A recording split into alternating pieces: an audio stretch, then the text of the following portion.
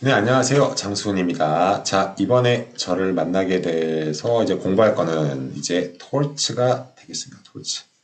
자, 톨츠라고 하면은 저희가 알고 있는 게 이제 불법 행위가 되겠죠. 불법 행위가 되겠습니다. 불법 행위. 그래서 불법 행위에 대한 부분인데 한번 그 얘기를 좀 다뤄보도록 하겠습니다. 하기 전에 좀 얘기를 해볼게요. 뭘 얘기할 거냐면은, 이렇습니다. 지금 어차피 이 강의를 제작한 목적 자체가 이제 법을 공부하신 분이랑 법을 공부하지 않으신 분이겠죠. 공부 안 하신 분. 이렇게 나눠질 수 있겠죠. 한마디로 법을 전공하신 분이 있으실 거고요. 법을 전공하지 않은 분이 계실 겁니다. 그래서 두 가지로 지금 저희가 제작을 한 거고요. 법을 전공하신 분들은 아무래도 이제 용어 같은 경우에는 조금 익숙하실 거예요. 그러니까 특정한 단어를 얘기했을 때 그 특정한 단어에 대한 의미를 정확하게 어차피 아실 거니까 그래서 그 용어, 법률에 대한 용어를 활용했다고 보시면 되고요. 법을 공부하지 않으신 분들의 입장에서 한 거는 이제 처음부터 설명을 했다. 이건 처음부터 설명을 한다라고 여러분이 이해하시면 되겠어요. 그러니까 좀 더 세세하게 자세하게 아마 설명을 했다라고 보시면 되겠습니다. 그래서 시간 자체가 좀 뭐라 그러죠? 뭐 부족하시다라고 한다면은 차라리 그냥 간단하게 정리된 걸 보셔도 크게 상관이 없고요. 나는 기초부터 다지고 싶다 그러면은 처음부터 들으셔도 사실은 법을 공부하지 않으실 분들 기준으로 제작된 걸로 보셔도 크게 상관은 없을 거라고 생각은 합니다. 어차피 목적 자체는 법 자체를 잘 설명하려는 게 목적이니까 그렇겠죠. 자, 그러면 이 강의에 대한 목적도 당연히 있겠죠. 목적 자체는 크게는 세 가지로 나눠집니다. 왜냐면 이제 로스쿨 가시려는 게 있을 거예요. 로스쿨. 미국의 로스쿨이겠죠. 로스쿨 입학을 하는데 공부를 미리 해야겠죠. 그래서 미리 예습을 합니다. 미리 예습은 동일한 말이니까 예습을 합니다. 미리 공부할게요. 라는 걸로 쓰이는 용도가 있을 겁니다. 그래서 이제 뭐 당연히 변호사님 분들이라든지 또 법 쪽에 있는 분들이 가시는 경우도 있으니까 그에 맞춰서 용어 자체를 좀 썼다. 법률 용어 자체를 좀 썼다라고 보시면 되고요. 뭐 그거와 상관없이 나는 처음부터 공부할래라고 하면 상관이 없이 그냥 처음부터 보시면 됩니다. 그래서 어쨌든 취지 자체는 예습에 대한 취지로 만들어졌다라고 보시면 되고요. 두 번째 같은 경우는 버리그잼 칠 수도 있겠죠. 버리그잼에서의 기본 과목이기도 합니다.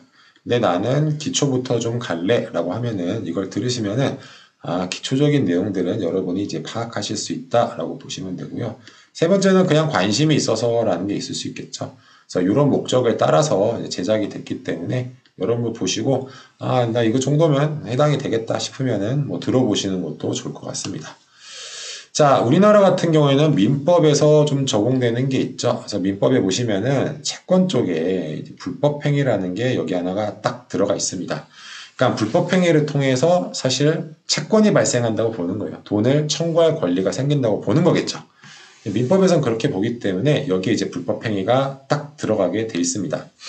그래서 이때 여기서 들어가게 되면은 여러분 이미 좀 아시겠지만 이제 크게 두 가지로 나누죠. 고의에 의한 불법 행위, 그 다음에 고의가 아닌, 그래서 고의가 아닌 것들이기 때문에 이제 과실이 되겠죠. 과실에 의한 불법 행위. 이런 식으로 크게 나눠지게 됩니다. 그래서 그 안에 보면 또 뭐가 나올까요? 위법성, 조각사유, 기타 등등이 나오게 되겠죠. 그래서 여기 보면은 고의에 의한 거와 과실에 의한 걸로 나눠 보시면 되는데, 미국도 마찬가지로 비슷하게 나누겠죠. 예, 나누긴 합니다. 근데 미국은 법의 체계가 여러분과 좀 생각하는 게 다릅니다. 뭐가 다르냐면은 이미 아시는 분도 있겠지만 스테이트 자체를 여러분이 하나의 나라라고 생각하시면 돼요. 근데 대신 이제 외교권이 없다라고 생각하시면 되겠습니다. 외교권이 없는 하나의 나라다라고 생각하시면 간단한데 각 나라마다 어떨까요? 법도 다르고요. 입법부가 다르다는 얘기겠죠. 그러면 어떨까요? 행정부도 다를까요? 예, 행정부, 주정부 다 다르죠. 그 다음에 사법부 어떨까요? 사법부도 다 다릅니다. 즉 입법, 행정, 사법부가 스테이트마다 다 달라요. 그렇다는 얘기는 어때요? 적용되는 법도 다 다르다는 얘기겠죠. 자, 보시면은 이제 사법부가 만들어 놓은 것들이 이제 판례들이 되겠습니다. 케이스들을 우리가 판례라 그러죠. 판례. 판례가 있고요. 그 판례들을 모아 놓은 거. 미국 전체 스테이트의 판례들을 모아 놓은 게 바로 리스테이먼트라고 보시면 돼요. 시그마 판례라고 보시면 되겠습니다. 판례. 그래서 판례라고 보시면 되는데 이거 다 모아둔 게 뭐다? 바로 리스테이트먼트라고 여러분이 보시면 되겠습니다. 근데 그 리스테이먼트 중에서도 뭐 불법 행위에 대한 부분만 모아둔 거를 지금 저희가 공부를 하겠다라는 거예요. 판례는 이렇다는 겁니다. 재밌는 게 뭐냐면 사법부가 사실상 법을 만들 수 있다라고 보는 근거 중에 하나가 이거예요. 왜냐면은 판례를 채택해버리면 리스테이먼트를 예를 들면 사법부가 예를 들면 그 뭐 저기 캘리포니아 스테이트가 있어요. 근데 오레건 스테이트에는 판례를 채택을 해버린다. 또는 오레건 스테이트에서 채택했던 리스테이먼트를 채택한다. 또는 아예 리스테이먼트에 있는 책을 채택을 하겠다. 그럼 그게 뭐가 되냐? 앞으로 그게 법이 돼버린다는 얘기예요. 그래서 조금 좀 과하게 얘기하자면 사법부가 법을 만들 수 있다까지도 얘기가 가능하다는 얘기입니다. 근데 지금 그 스테이트마다 다 다르잖아요. 그걸 합쳐놓은 게 이제 리스테이먼트고요. 이 합쳐놓은 역할을 했던 게 ALR이라는 LLI죠. 이 뭐죠? 이 기관이 이제 판례들을 잘 정리해서 합쳐가지고 뭐 섹션 쭉쭉쭉 해서 섹션 1번부터 쭉 해가지고 각각의 정리한 거라 보시면 되겠습니다. 그래서 그 정리한 거를 인용해버리면 이제 법이 된다라고 보시면 되겠습니다. 그래서 케이스러가 여기에 이제 해당이 되는 거다라고 여러분이 보시면 돼요. 자, 케이스러가 들어가 있으니까 당연히 뭘까요? 판례에서도 다수설이 있으면 소수설이 있는 거는 당연히 비슷하겠죠. 그래서 예를 들면 이렇습니다. 예를 들면은 저희가 이제 니글리전스라 그래서 저희가 이제 과실이라는 걸 배우게 될 거예요. 근데 과실에 보면은 저희가 디펜스, 즉 위법성 조각 사유도 배울 건데 크게 세 가지가 있는데 하나가 contributory negligence라는 게 있고요. 하나는 이제 comparative라는 게 있습니다. comparative negligence. 이 두 가지. 하나가 뭐냐면 assumption of risk라는 게 있어요. assumption of risk라는 게 있는데 여튼 뭐 제가 뒤에 가서 배울 거니까 이거 그냥 넘어가시면 되고요. contributory negligence는 뭐냐면 상대가 그러니까 plaintiff 원고가 1%로 잘못했으면 소송 못 걸어라는 게 contributory negligence. 자, comparative negligence는 과실상계가 적용이 돼서 당신이 잘못한 거 몇 퍼센트 상관없이 소송은 걸 수 있는데 대신 금액은 깎을 거야가 되는 해당이 됩니다. 자, contributory negligence는요, 이게 이제 소수설이 돼서 minority jurisdiction, 또 minority jurisdiction, 소수에 관할 법원만이 저희 사법부만이 이걸 채택하고 있고요. 자, majority 같은 경우는 어떨까요? 여기는 comparative는 majority에 해당이 됩니다. 그래서 다수에서 적용하는 거라 보시면 돼요. 그래서 판례, 그러니까 리스테이먼트는 일단 다 정리해 놓습니다. 딱 정리해 놓는데 그거를 일부를 받겠다, 일부는 안 받겠다 이런 식으로 통해서 정리된 거라고 보시면 되겠습니다. 자, 그런데 지금 얘기하면은 이런 오해를 하실 수 있어요. 아니, 그러면은 성문법은 없는가? 아, 성문법이 있습니다. 기본적으로 스테이트에서 하는 일들, 저희 보면은 연방정부가 있고 주정부가 있겠죠.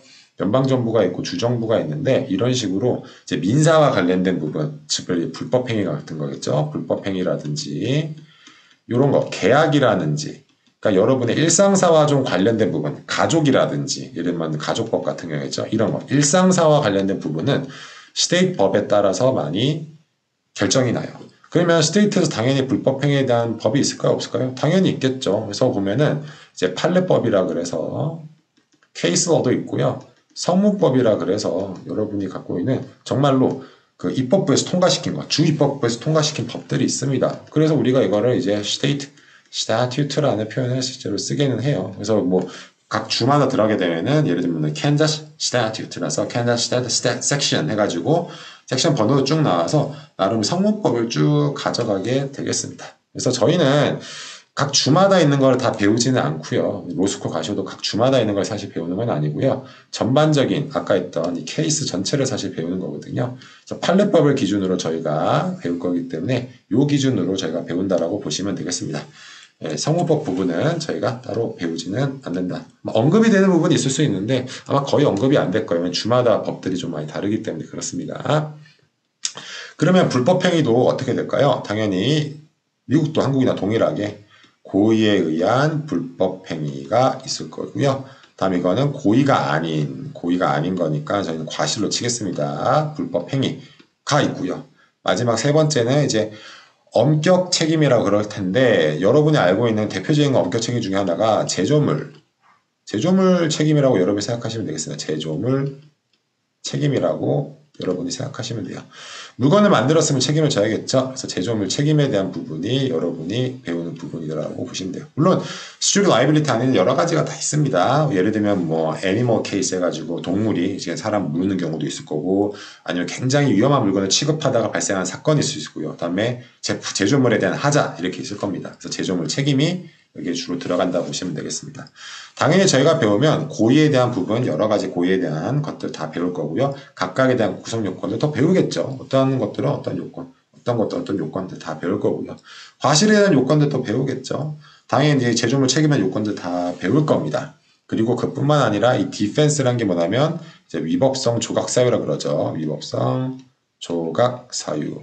한마디로 사건은 쳤는데 고의에 대한 불법 행위는 맞는데 이러이러한 상황이 들면은 너의 법에 대한 위법적인 부분을 내가 인정 안 해줄게. 위법이라고 보지 않을게. 또 위법이라 해도 조금 위법에 대한 부분을 줄여줄게. 어때요? 니글리전스. 위법성 조각사에 걸리게 되면 고의에 의한 과실, 고의가 아니지. 근데 과실에 대한 불법 행위는 맞는데 이러이러한 요건이 맞아떨어지면은 피해 금액, 너가 배상해야 될 금액 줄여줄게. 라든지 아니면은 배상하지 마. 이거는 손해배상할 필요 없어. 라든지 한다든지 제조물 책임에 대해서 당연히 조각사유에 걸리게 되면은 책임 안 져도 돼. 라고 또는 책임 금액을 줄여줄게. 라는 부분이 되겠습니다. 결국에는 여러분이 알고 있는 사실은 상식적인 부분을 이제 글로 나타낸다고 보시면 되겠어요. 그래서 여러분이 관심이 있으시면 한번 쭉 진행해서 더 들어보시면 될 것 같습니다. 여기까지 하도록 하겠습니다. 감사합니다.